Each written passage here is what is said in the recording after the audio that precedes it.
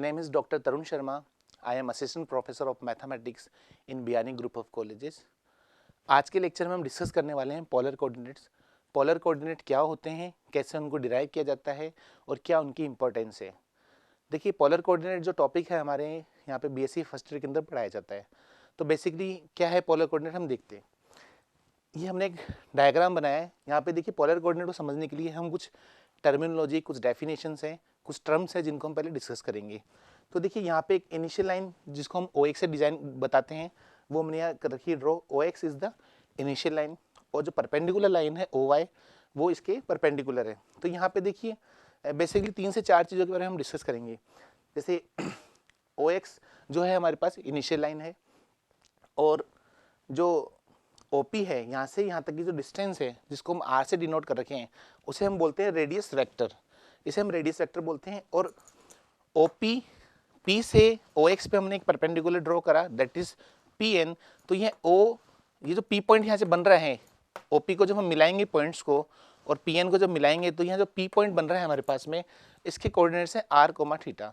Basically polar coordinate PR, theta ही है। इन्हीं को हम डिस्कस करेंगे और इन्हीं को हम ड्राइव करेंगे कि कैसे वैल्यू R, थीटा की अपन देखते हैं। तो देखिए, यहाँ पे जो OP लाइन है, OP डिस्टेंस है, इसको हम बोलते हैं रेडियस वेक्टर। OX को बोलते हैं हम इनिशियल लाइन। और ये जो ओरिजिन है जिसको हम O से दिखाते हैं, बेसिकली कार्टेशियन कोऑर्डिनेट में हम इसको ओरिजिन बोलते हैं, यानी मूल बिंदु बोलते हैं। लेकिन पोलर कोऑर्डिनेट सिस्टम में हम इसको पोल से बोलते हैं। मीनिंग वही है, बस कहने का तरीका थोड़ा हमारा चेंज हो गया है यहाँ पे। तो पोल का मतलब यहाँ पे ओरिजिन से ही है बेसिकली, जिसको हमने O से डिनोट कर रखा है। और एक एंगल जो हम देख रहे हैं यहाँ पे फिगर के अंदर कि एंगल XOP, ये जो एंगल थीटा बन रहा है, दैट इज इंक्लिनेशन एंगल जो बन रहा है, इसे हम बोलते हैं वेक्टोरियल एंगल। जी हाँ, ये इसे हम वेक्टोरियल एंगल बोलते हैं। तो देखिए, बेसिकली हमारे पास 3 चीज़ें हैं, इनिशियल लाइन, वेक्टोरियल एंगल और रेडियस वेक्टर। और ये कोई पॉइंट P है जिसको हम बोलते हैं R, थीटा। ये इसके कोऑर्डिनेट सिस्टम है। तो जब हम इस ट्राइंगल के अंदर, ट्राइंगल PON के अंदर रिलेशन देखते हैं, तो हम क्या देखते हैं कि जो X है, यानी X को हम किससे डिनोट कर रहे हैं, ON से, तो X की वैल्यू हो जाएगी हमारे पास R cos थीटा। जब हम इस वेक्टर रेडियस वेक्टर को इधर रिजॉल्व करेंगे OS की तरफ, तो ये हो जाएगा हमारे पास में R cos थीटा। और सिमिलरली जो NP निकालेंगे हम, ये जो NP वाली लेंथ है ये हम निकालेंगे y is equal to NP, ये हो जाएगा हमारे पास में R sin थीटा। ये स्टैंडर्ड रिलेशन है। तो हमारे पास में X आ गया और Y आ गया।